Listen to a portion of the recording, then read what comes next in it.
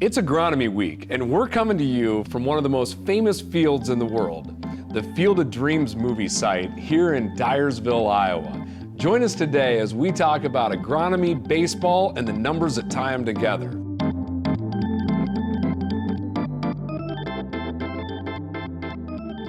Holly, what's the number one thing that you're looking at for this season?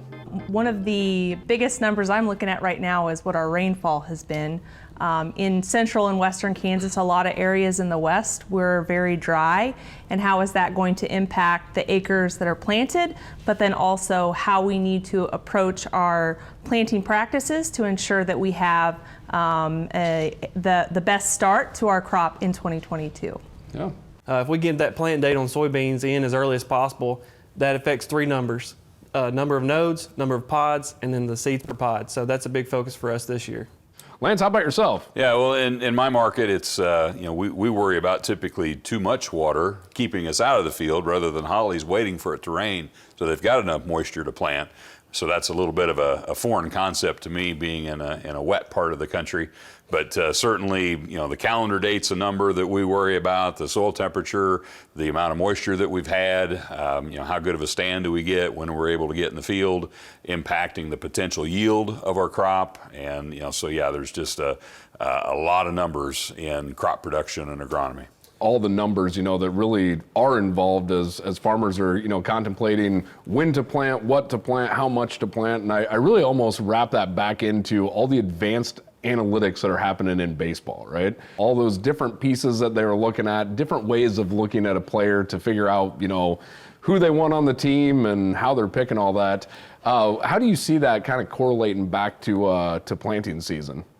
Every year, farmers are trying to produce more, trying to reach a new, yield target, yield goal. Your goal is always to produce a better crop than you ever have on that particular farm. So, farmers understand that, hey, I remember this farm made, 240 bushel corn back in 2018. So my goal is to beat that yield. And so, just like a, baseball player trying to, get a better batting average or improve their average, or, all the things that they like to track, farmers track numbers too.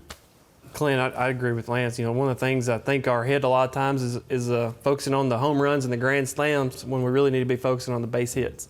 And some of those things, like a base hit would be just timing of application, making sure that's correct, herbicide timing.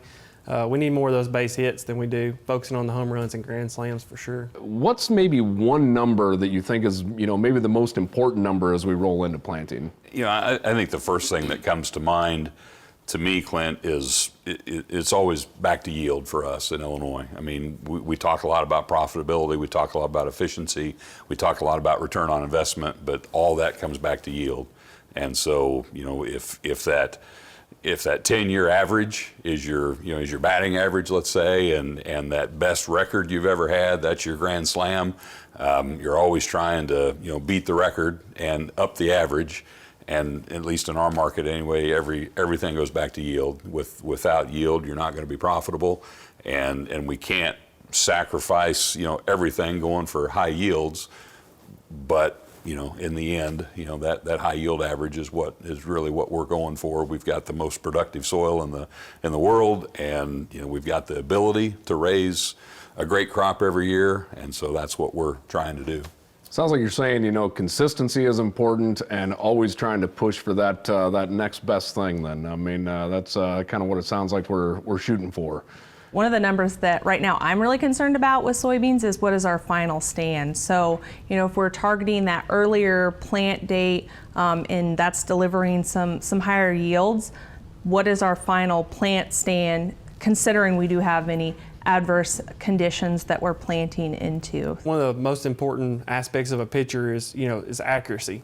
Timing's a big part of that, but accuracy and timing. And one of the things that we've been missing the boat on in cotton is timing. So we've been a little bit behind on our PGRs in the past few years, and recently we've learned that once we get over an inch of our target height, we can lose 15 or 20 pounds. That's just getting there on the right time and applying the right PGR correctly to our Deltapine varieties.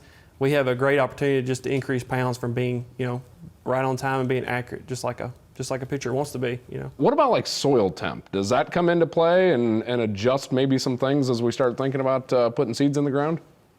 Absolutely. I think that as we look at the forecast and where our soil temperature levels are at, my geography doesn't have quite the roller coaster that some of the folks in the Eastern Corn Belt have had, but still looking at what is that soil temperature, what conditions are we planning into to get the best stand establishment that we can get. You know, soil temperature for us is a big deal, especially with corn. We've learned that planting those soybeans ahead of corn usually is a good idea in colder soils. We don't like anything, you know, cold and wet. Cold's not a big deal, wet's not a big deal, but cold and wet's not gonna work for us. So we like those soil temperatures to be around 60 degrees. You know, we got this really good plan going into planting season, but a lot of times if Mother Nature throws us a curveball, we're going to have to pick another hybrid and pinch hit for us, you know, to start out with. Just something that has good emergence and good vigor. We may have to bring somebody else from the lineup in. And my market probably pushes the envelope on soil temperature as much as any do. I mean, you know, we're very aggressive in Central Illinois. We want to plant early. You know, I've got guys that start planting in late March if they've got the right soil conditions to get in the field. And sometimes we put a priority on soil moisture, soil conditions over soil temperature. You know, in an ideal world, you want that 50-degree soil temperature to, you know, have decent growth. But we're generally going to start planting, you know, when soil temperatures haven't reached 50 degrees yet, if we get the right soil moisture conditions. And then we're looking at the forecast to see is it going to get better or get worse. And if there's a stressful forecast coming, sometimes we'll encourage guys to be patient. It's hard to be patient when you're trying to get the crop in the ground. And I think sometimes there's almost too much pressure on the grower to get it in by a certain date. And year in and year out, planting date, you know, is only one factor out of dozens that impact yield. And oftentimes it's not the most important factor that impacts yield, but this time of year we kind of act like it is. You know, really everything you do to produce a crop, you know, is going to relate back to a number somehow.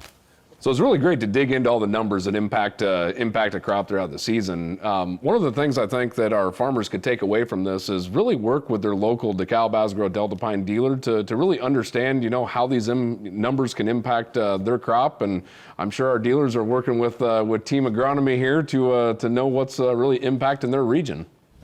Yeah, because at the end of the day, agronomy is local, right? We're all growing very similar crops in a different way, but agronomy is local. And so those local decisions are really what's going to help our growers out.